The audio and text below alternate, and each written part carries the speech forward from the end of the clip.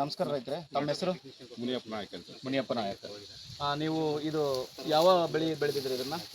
ಇದು ನಾವು ಯೂನಿವರ್ಸಿಟಿಯಿಂದ ಬೀಜ ಕೊಟ್ಟಿದ್ರು ವಿಜ್ಞಾನಿಗಳು. ಹಸುವಿನ ಒಂದು ಇದ್ರ ಸಲ ನೀರಿಗಾಗಿ ಬೆಳೆದ. ಇವರು ನಮ್ಮ ಕೃಷಿ ವಿಜ್ಞಾನ ಕೇಂದ್ರದ ಒಂದು ಸಂಪರ್ಕ ರೈತರು.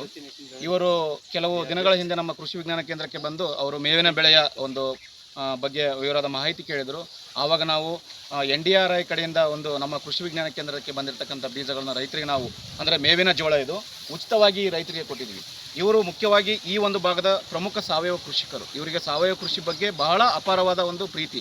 ಅದಕ್ಕೋಸ್ಕರ ಈ ಮೇವಿನ ಜೋಳವನ್ನು ಕೂಡ ಇವರು ಸಾವಯವ ಕೃಷಿಯಲ್ಲೇ ಬೆಳೆದು ತಮ್ಮ ದೇಶಿ ಹಸುಗಳಿಗೆ ಕೊಡ್ತಾ ಇದ್ದಾರೆ. ಇದ್ರ ಜೊತೆಗೆ ಇವರು ಸಾವಯವ ಕೃಷಿಯಲ್ಲಿ ವಿವಿಧ ತರಕಾರಿಗಳನ್ನು, ಆಮೇಲೆ ನುಗ್ಗೆ, ಕರಿಬೇವು, ಇದೇ ಥರ ಈ ಮಾವು ಕೂಡ ಹಾಕಿದ್ದಾರೆ, ಆಮೇಲೆ ಪುಂಡಿಪಲ್ಲೆ ಹಾಕಿದ್ದಾರೆ. ಅಂದರೆ ಸಾವಯವ ಕೃಷಿಯಲ್ಲೇ ಅವರೇ ತಾವು ತಯಾರು ಮಾಡಿರ್ತಕ್ಕಂಥ ಜೀವಾಮೃತ, ಪಂಚಾಮೃತ, ದಶಪರ್ಣಿ ಇವೆಲ್ಲ ಉಪಯೋಗ ಮಾಡಿಕೊಂಡು ಇವರು ಕೃಷಿಯನ್ನು ಮಾಡ್ತಿದ್ದಾರೆ. ಇದ್ರ ಜೊತೆಗೆ ಈ ವರ್ಷ ನೀವು ಭತ್ತದಲ್ಲಿ ಏನೇನು ಮಾಡ್ತಿದ್ದೀರಾ? ಭತ್ತದಲ್ಲಿ ದೇಸಿ ತಳಿಗಳು ಕೆಲವೊಂದು 6 ವೆರೈಟಿನ ಚಾಯ್ಸ್ ಮಾಡ್ತಿದ್ದೀವಿ. ಯಾವ್ಯಾವ ತೊಗೊಂಡು ಬಂದಿದ್ದೀರಾ?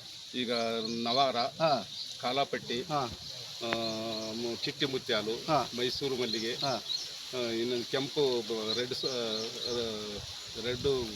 ಇದು ಭತ್ತ. ಅಂದರೆ ಈ ವರ್ಷ ಇವರು ಸಾವಯವ ಕೃಷಿಯಲ್ಲಿ ಕೂಡ 6 ವಿವಿಧ ಭತ್ತದ ತಳಿಗಳನ್ನು ತಗೊಂಡು ಬಂದು ಅವನ್ನ ಪ್ರಾತ್ಯಕ್ಷಿಕನ ಮಾಡ್ಬೇಕಂತ ಅಂದ್ಕೊಂಡಿದ್ದಾರೆ. ಅಂದರೆ ಇತ್ತೀಚಿನ ದಿನಗಳಲ್ಲಿ ಎಲ್ಲ ರೈತರು ಸಾವಯವ ಕೃಷಿ ಕಡೆ ಒಲವು ತೋರೋದು ಬಹಳ ಕಡಿಮೆ. ಅಂಥದ್ರಲ್ಲೂ ಕೂಡ ಇವರು ತಮ್ಮ ಸ್ವಇಚ್ಛೆಯಿಂದ ಸಾವಯವ ಕೃಷಿ ಮೇಲೆ ಪ್ರೀತಿ ಇರ್ತಕ್ಕಂಥದ್ದು.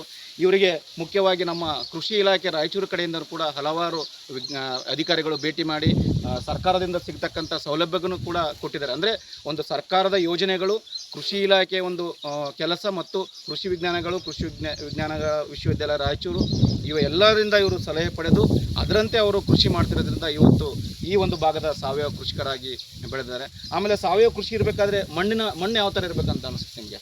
ಮಣ್ಣು ಯಾವುದೇ ಥರ ಇರಲಿ, ಆದರೆ ನಾವು ಮುಖ್ಯವಾಗಿ ರಾಸಾಯನಿಕ ಗೊಬ್ಬರಗಳನ್ನು ಮಣ್ಣಿಗೆ ಸೇರಿಸಬಾರ್ದು, ಆಮೇಲೆ ಕ್ರಿಮಿನಾಶಕಗಳನ್ನು ಸಿಂಪಡಿಸಬಾರ್ದು. ಓಕೆ.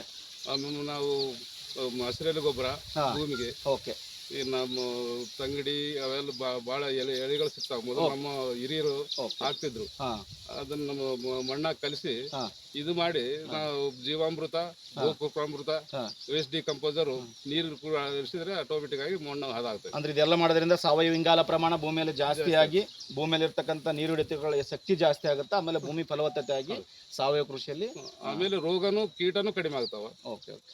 ನೀವು ಎಲ್ಲ ರೈತರಿಗೆ ಏನು ಹೇಳಕ್ಕೆ ಇಚ್ಛೆ ಪಡ್ತೀರಾ? ಈಗ ಎಲ್ಲ ರೈತರು ಕೂಡ ಮೊದಲು ನಿಮ್ಮೆಲ್ಲ ಜಮೀನು ಎಲ್ಲ ಕನ್ವರ್ಟ್ ಮಾಡಬೇಡ್ರಿ.